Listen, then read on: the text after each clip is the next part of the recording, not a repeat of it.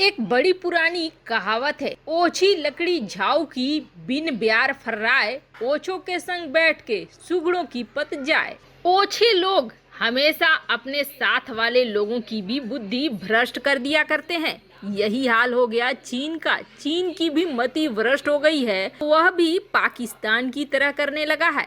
आखिर चीन मीटिंग छोड़कर क्यों भागा? 9 देशों के सामने चीन की बड़ी फजीहत, तो वहीं भारत की कूटनीति हुई सफल। तो सबसे बड़ी खबर, पाकिस्तान पर 27 देशों का जबरदस्त एक्शन। जानेंगे इन खबरों को विस्तार से। जब से सेंट्रल एशिया में तालिबान आया है और चीन के ऊपर महामारी को फैलाने का आरोप लगा है, तब से आप देखेंगे दुनिया की राजनीति ही बदल गई है और इस राजनीति में भारत एक अहम किरदार बनकर उभरा है। अब दुनिया के देश भारत के साथ साझेदारी करना चाहते हैं, भारत के साथ कदम से कदम मिलाकर चलना चाहते हैं। अब आपने शुरुआती दिनों में देखा ही होगा कि रूस के, अमेरिका के, ब्रिटेन के और कई प्रमुख देशों के एनएसए सिक्योरिटी प्रमुख भारत आए थे और मीटिंग की थी। और अभी के जियोपॉलिटिक्स को देखेंगे आप तो तालिबान और अफगानिस्तान ही नहीं रह गया है, बल्कि इंडो पैसिफिक इलाके को लेकर भी कई देश हो गए हैं एक्टिव। और इंडो पैसिफिक मामले में अगर कोई है जो किसी की मदद कर सकता है तो वो सिर्फ और सिर्फ भारत। इंडो पैसिफिक की ताकत है भारत चाहे कोई भी रणनीति बनी हो, खास करके इंडो पैसिफिक मामले में, उससे भारत बाहर रह ही नहीं सकता है।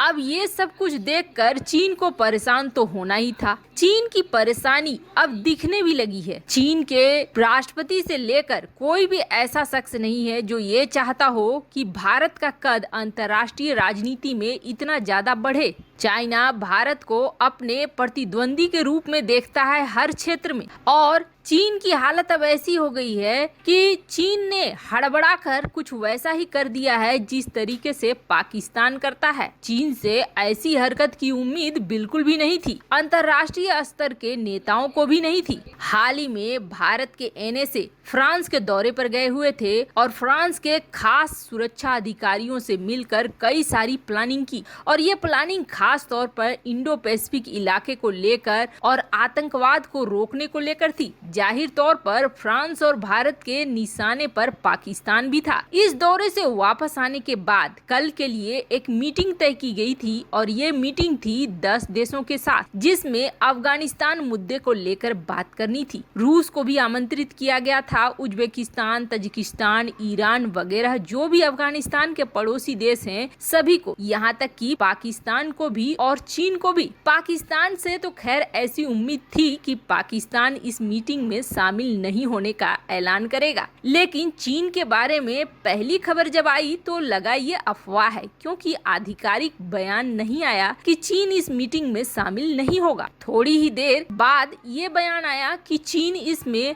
वर्चुअल तरीके से शामिल होगा। पर अब खबर निकल कर ये आ रही है कि चीन इस मीटिंग में भारत के साथ शामिल नहीं होगा, जबकि रूस इसमें शामिल होगा। वैसे पहले भी रूस जब ट्रायोका प्लस की मीटिंग कर रहा था तब यही कहा जा रहा था कि चीन और पाकिस्तान की दबाव की वजह से रूस ने ट्रायोका प्लस मीटिंग में भारत को नहीं बुलाया। पर अब इस मीटिंग से बिल्कुल साफ हो गया है कि चीन और पाकिस्तान चाहते ही नहीं है कि अफगानिस्तान मुद्दे में किसी भी तरीके से भारत की एंट्री हो और भारत अपना कद बढ़ाए या भारत का प्रभुत्व किसी भी तरीके से इस इलाके में बढ़े। यही वजह है कि चीन ने इस मीटिंग में आने से मना कर दिया। लेकिन भारत की कूटनीति सफल हो गई और चीन की कूटनीति और विदेश नीति बुरी तरीके से फेल हुई। ये चीजें दिखला रही है कि G20 ग्लासगो समिट और उसके बाद इस मीटिंग से नदारद रहने का मतलब है कि चीन एक वैश्विक शक्ति,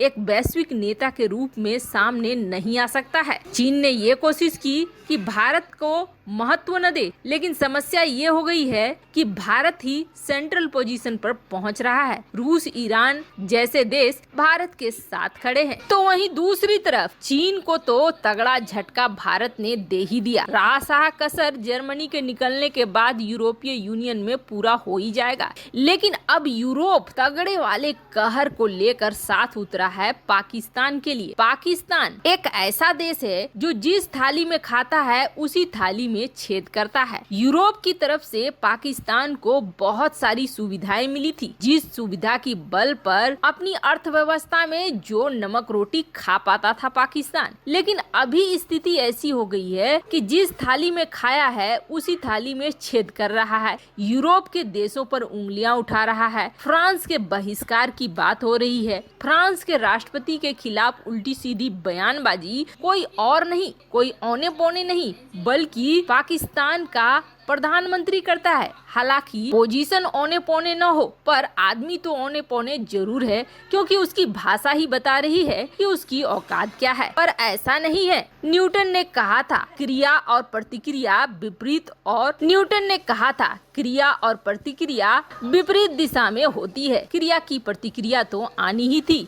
अब फ्रांस जहां भारत के साथ मिलकर कई तरह की रणनीतियां बना रहा है पाकिस्तान के खिलाफ, तो वहीं दूसरी तरफ यूरोप ने पूरा मन बना लिया है चीन और पाकिस्तान दोनों को समेटने का। दरअसल पाकिस्तान को एक खास सुविधा मिली थी जिसे कहते हैं जीएसपी के तहत यूरोप के देशों में अगर पाकिस्तान अपने सामानों को बेचता है तो उसे टैक्स में छूट मिलती है। टैक्स में छूट मिलने का मतलब हो गया कि कोई देश अगर अपने सामान को 1 रुपए में बेचता है तो यूरोप में जाने के बाद वो टैक्स वैक्स लगाकर अगर 1.5 रुपए में बेचे तो ही फायदा होगा। वहीं पाकिस्तान अगर उस चीज को बेचने जाता है तो वो कम कीमत पर 1 रुपए में भी बेचेगा तो भी उसे फायदा होगा, क्योंकि वहाँ उसे टैक्स देना नहीं है। ऐसे में पाकिस्तान ने लंबे समय तक जीएसपी की सुविधा का इस्तेमाल किया। अब पहले भी ये खबरें उठी कि जीएसपी से पाकिस्तान को निकालकर बाहर किया जाएगा। यूरोपीय यूनियन ऐसा कुछ सोच रहा है, पर पिछली मीटिंग में जीएसपी को लेकर कुछ चीजें अभी भी क्लियर नहीं हुई थी, जिसकी वजह से जीएसपी को एक्सटेंड करते हुए यूरोपीय यूनियन ने एक टीम बनाई और इस टीम को भेज दिया पाकिस्तान। 4 दलों की ये टीम पाकिस्तान पहुंची ये देखने के लिए कि क्या पाकिस्तान यूरोपीय यूनियन के जीएसपी के लायक है या फिर नहीं है। अब यूरोपीय यूनियन का ये डेलीगेशन 4 मेंबर के साथ पहुंचा पाकिस्तान और पाकिस्तान के विदेश मंत्री कुरैशी से मुलाकात की। मुलाकात के दौरान इस डेलीगेशन ने कई तरह के मुद्दे उठा दिए। मानव अधिकार के मुद्दे, महिलाओं की सुरक्षा और महिलाओं के अधिकार के मुद्दे, फ्रीडम ऑफ प्रेस यानी पत्रकारों की स्वतंत्रता के मुद्दे। और इस डेलीगेशन ने ये कहा कि आपके यहाँ हमने जो देखा उसके अनुसार मानव अधिकार के गंभीर उल्लंघन है, चाहे वो अल्पसंख्यकों का मामला हो, महिलाओं का हो या पत्रकारों का हो। ऐसे में हम अपनी तरफ से आपको वार्निंग दे रहे हैं कि अगर आपने इन चीजों में सुधार नहीं किया तो हम आपको जीएसपी से निकाल देंगे। जो जीएसपी प्लस